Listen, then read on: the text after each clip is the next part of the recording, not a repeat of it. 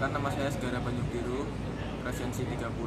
Di sini saya akan menceritakan resensi novel yang berjudul Laut Bercerita.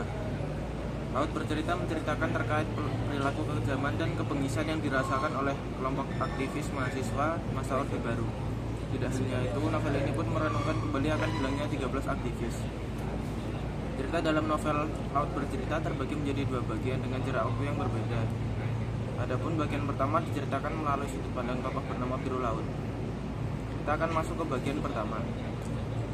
Laut adalah seorang mahasiswa program studi sastra Inggris di Universitas Gadjah Mada, Yogyakarta. Dia sangat menggeluti dunia sastra dan tentunya tidak sedikit buku sastra klasik yang dimilikinya, baik itu buku sastra bahasa Indonesia maupun bahasa Inggris. Laut gemar membaca berbagai buku karangan Pramudia Anantatur yang ketika itu peredarannya dilarang di Indonesia. Hal itu sangat menekatkan dirinya secara diam-diam untuk memfotokopi buku-buku tersebut di salah satu tempat yang disebut sebagai fotokopi terlarang. Mulai dari sana, dirinya bertemu dengan Kinan, salah satu mahasiswa FISIP yang memperkenalkan Laut akan organisasi Winata dan Wirasena.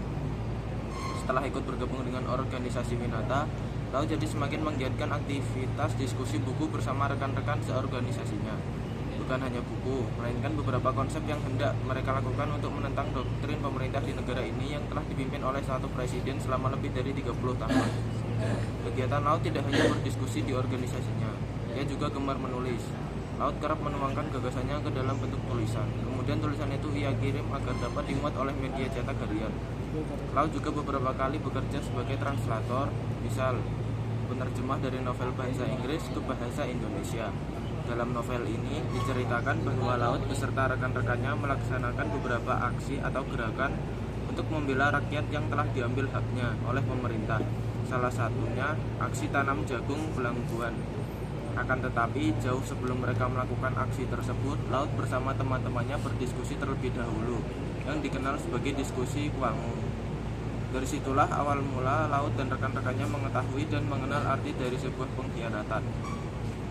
Diskusi Kuangu yang semestinya berlangsung baik dan lancar justru terhambat karena adanya intel yang secara tiba-tiba mendatangi markas mereka.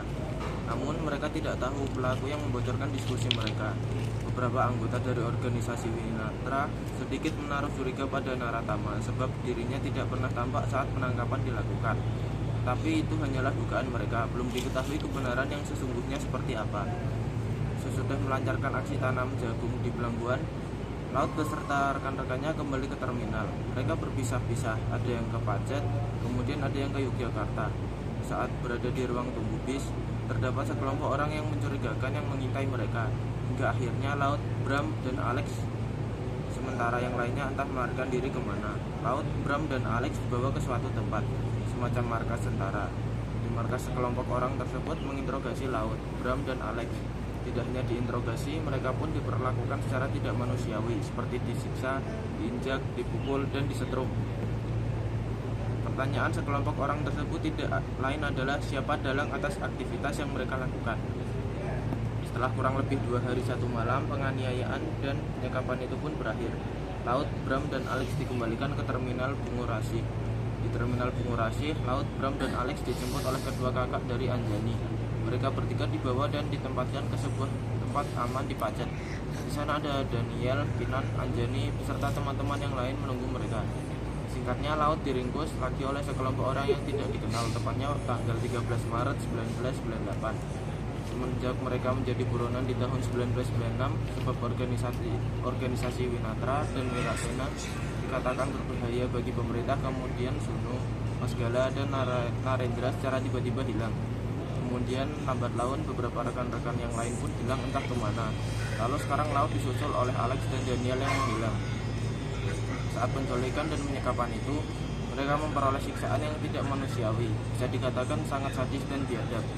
Mereka semua dipukuli, disiram dengan air es, disetrum, digantung dengan kaki yang berada di atas dan kepala berada di bawah, ditelanjangkan di atas batangan es yang sangat dingin, serta penyiksaan lainnya. Bagian pertama tidak hanya membicarakan terkait aktivitas Laut dan teman-temannya dalam penyekapan yang tidak mereka jalani. Lain ada pula sisipan kisah antara Laut dan anggota keluarganya. Saat Laut dan teman-temannya menghilang, semua kehidupan mereka dan orang-orang terdekat mereka pun senantiasa berubah. Sejak Laut kuliah di Yogyakarta, dia dengan bapak, ibu, dan Asmara atau adiknya Laut semakin jarang berkumpul bersama. Oleh sebab itu, bapaknya memutuskan bahwa hari Minggu adalah hari bersama untuk keluarga mereka. Tidak boleh ada yang mengganggu. Saat makan malam adalah hal yang paling menarik, bisa dikatakan menjadi sebuah ritual bagi mereka. Di sana adanya kebersamaan dan kebahagiaan yang terpancar dari wajah-wajah mereka. Tak hanya itu, novel Laut bercerita juga menyisipkan kisah antara Laut dan kegiatan kuliahnya, yakni sebagai seorang mahasiswa sastra Inggris. Laut memang aktif di organisasi Winatra itu, tapi dirinya tidak lupa akan pelajaran kuliahnya. Hal itu terbukti bahwa dia masih menyusun skripsi dan dapat menuntasnya. Sekian yang dapat saya sampaikan dari resensi buku Laut Bercerita. Terima kasih.